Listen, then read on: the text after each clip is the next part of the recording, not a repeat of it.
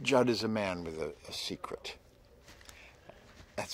I love playing the part. I love playing a part with a secret. He's a very mysterious character. He could be a scary character or a good character, you don't know, but he carries a lot of baggage. Judd, because of his knowledge of local lore and his own experience in life, has come upon this extraordinary fact that up in those woods there is a mysterious presence that the local tribes knew about generations before, and that is, there is a presence up there that can bring things back. I was very much taken with the character of Judd. He's, in Stephen's novel, he's very much a yokel. He's an old Maine codger. We have approached the character a little differently, and we've made some substantial changes in the plotting of the book, I assume with Stephen's blessing. We've given Judd a backstory. We've given him a terrible loss in his life from many years before that still haunts him. And in approaching the character, I enjoyed thinking about what Judd would have been like if he hadn't suffered this terrible loss.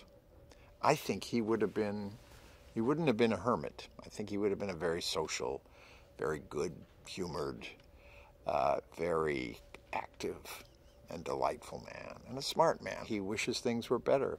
And I think he's a man who's capable of great longing, great love, great humor, but all of those things have just been wrung out of him by life. Jette Laurence, she's our lucky charm. I mean, she's just magic. Completely self-possessed. You know, when you act with a child, it's always a good idea to pay attention to their parents. You can tell she has wonderful parents, and she does, because she's so easy with everybody, so relaxed about the process, she's so real.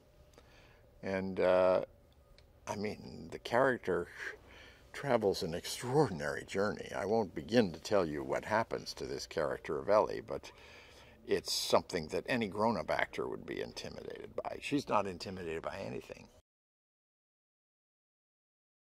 Jason has been just such a pleasure to work with. He's a very high-spirited, gruff. He's an Aussie. He and I talk endlessly about soccer, and because both of us are passionate about that, or football as we call it. He gnaws at a role like a dog with a bone. I mean, he's read the book 2 or 3 times. He's been like our Pet Sematary Stephen King consultant almost. He's my kind of actor. He loves to unlock the secrets of a scene, and he won't stop until he gets it. Well, Amy is a piece of work. I mean, I feel that she's so overqualified for us. You know, she's a fantastic writer and director herself. And yet, as a director, she knows it's very important to simply inhabit your role as an actor. The great tragedy for me is I have barely anything to do with her character. She's fearless with emotion. You know, that's what's so extraordinary about her stuff.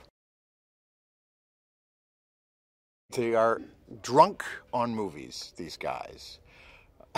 I tell you, I mean, I think they've spent about half of the waking hours of their lives either watching movies or directing their own little movies, starting in their high school years. And they just sweep you up with their enthusiasm. I just love working with directors who are obsessed with the work, obsessed with getting it right. They don't have time to be prima donnas or preoccupy themselves with anything but what they're going to get, you know. And they see it and they know it and they know what they want, but they're eager to hear what you think. And it's been a great process, and they have a terrific tandem thing going. They found those 2 perfect houses within 100 yards of each other up in the woods west of Montreal. And everything has sort of keyed off of that. They have rebuilt one of the houses right here to do interior scene work starting tomorrow, I think. And they have created a forest and a mountaintop, well, a very mysterious mountaintop setting, rough-hewn with cairns built of rock. You'll see. But that's been amazing. You just feel like you're there. You love to act in something where you just know you're going to take people on a wild, wild trip. You're going to shock them. You know what the moments are when things are just going to electrify an audience. This one, I think, is going to be just tremendous. The best horror, and there is a sort of hierarchy of horror, is where you really care about the people. You really understand, you identify with their longings, their fears, their motivations, and you identify with them. It'll certainly have thrills and chills like the very best of horror. I love to think of it in the line of movies and stories that start simple, start quite calmly, as if nothing out of the ordinary is going to happen. And then slowly things seep in. You begin to see there are the little like green shoots of anxiety among these characters, the little sources of trouble. And then it just draws you in. And it's real, a story that really speaks truth and expresses true emotion of the very deepest kind, and then just tortures you with them. This is what's so extraordinary about the story that Stephen King devised. There are people in your life that you love so much you feel you cannot do without them. So what would you do if you had the chance to bring them back when you lose them? It's the Faustian question. Big choices like that, big mortal choices like that. And you never know until you're there.